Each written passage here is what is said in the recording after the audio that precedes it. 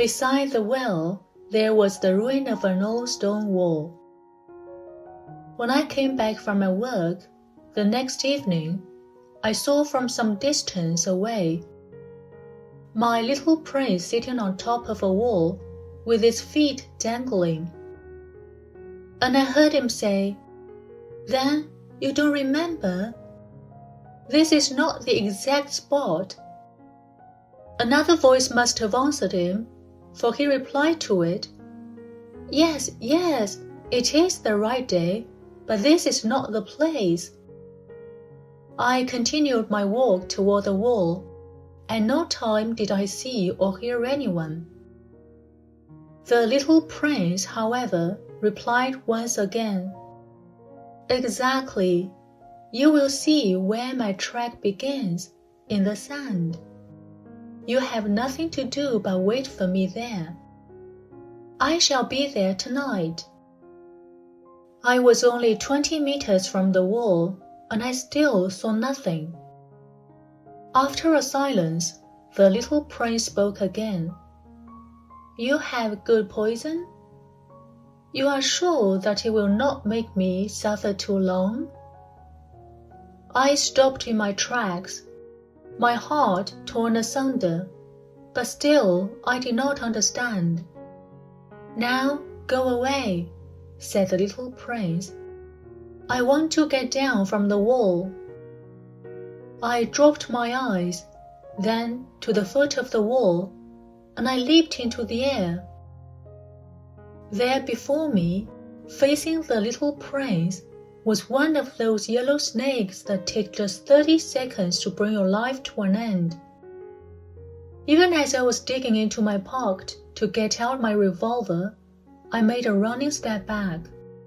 But at the noise I made, the snake let himself flow easily across the sand like the dying spray of a fountain, and, in no apparent hurry, disappeared with a light metallic sound among the stones. I reached the wall just in time to catch my little man in my arms. His face was white as snow. "What does this mean?" I demanded. "Why are you talking with snakes?" I had loosened the golden muffler that he always wore. I had moistened his temples and had given him some water to drink. And now I did not dare ask him any more questions. He looked at me very gravely and put his arms around my neck. I felt his heart beating like the heart of a dying bird shot with someone's rifle. "I am glad that you have found what was the matter with your engine," he said. "Now you can go back home." "How do you know about that?" I was just coming to tell him that my work had been successful, beyond anything that I had dared to hope. He made no answer to my question, but he added, "I, too, am going back home today." Then sadly, "It is much farther, it is much more difficult." I realized clearly that something extraordinary was happening. I was holding him close in my arms, as if he were a little child. And yet it seemed to me that he was rushing headlong toward an abyss from which I could do nothing to restrain him. His look was very serious, like someone lost far away.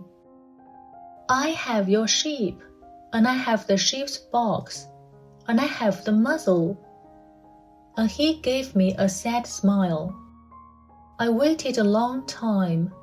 I could see that he was reviving little by little. "Dear little man," I said to him, "you are afraid."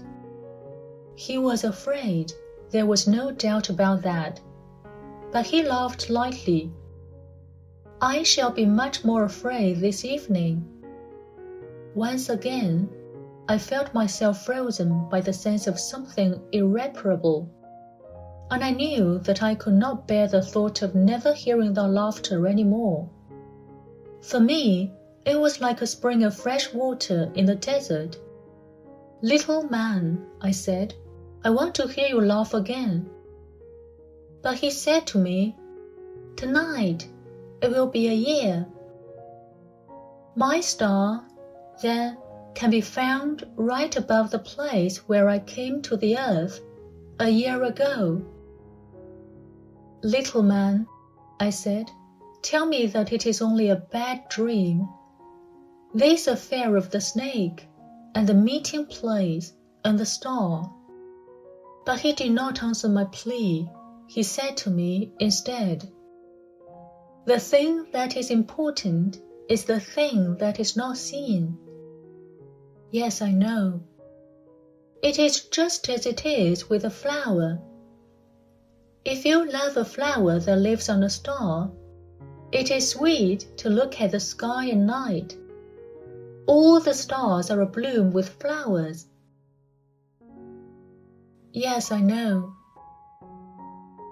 It is just as it is with the water. Because of the pulley and the rope, what you gave me to drink was like music. You remember how good it was. Yes, I know. And at night, you will look up at the stars. Where I live, everything is so small that I cannot show you where my star is to be found. It is better like that. My star will just be one of the stars for you. And so you will love to watch all the stars in the heavens. They will all be your friends. And besides, I am going to make you a present. He laughed again. Ah, little prince, dear little prince, I love to hear thy laughter. That is my present, just that. It will be as it was when we drank the water. What are you trying to say? All men have the stars, he answered, but they are not the same things for different people. For some who are travelers, the stars are guides. For others, they are no more than little lights in the sky. For others who are scholars, they are problems. For my businessmen, they were wealth. But all these stars are silent. You alone, will have the stars as no one else has them. What are you trying to say? In one of the stars I shall be living. In one of them I shall be laughing. And so it will be as if all the stars were laughing. When you look at the sky at night, you, only you, will have stars that can laugh. And he laughed again. And when your sorrow is comforted, time soothes all sorrows. You will be content that you have known me. You will always be my friend. You will want to laugh with me. And you will sometimes open your window, so for that pleasure.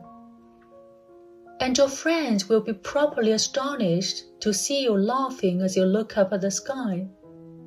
Then you will say to them, Yes, the stars always make me laugh. And they will think you are crazy. It will be a very shabby trick that I shall have played on you. And he laughed again. It will be as if, in place of the stars, I had given you a great number of little bells that knew how to laugh. And he laughed again. Then he quickly became serious.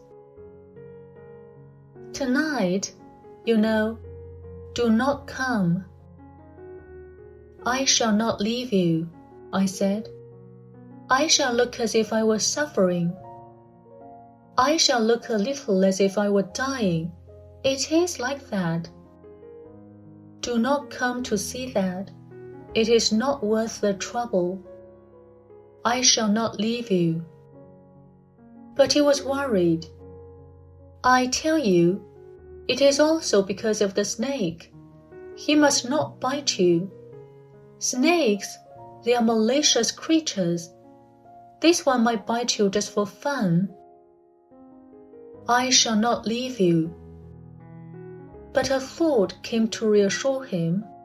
It is true that they have no more poison for a second bite. That night I did not see him set out on his way. He got away from me without making a sound. When I succeeded in catching up with him, he was walking along with a quick and resolute step.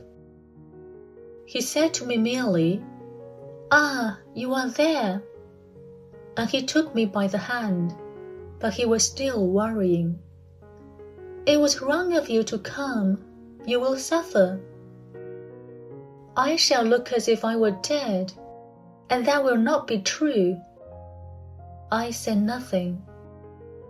"You understand? It is too far. I cannot carry this body with me. It is too heavy." I said nothing. "But it will be like an old abandoned shell. There is nothing sad about old shells." I said nothing. He was a little discouraged, but he made one more effort. "You know, it will be very nice. I too shall look at the stars. All the stars will be wells with a rusty pulley. All the stars will pour out fresh water for me to drink." I said nothing. "That will be so amusing.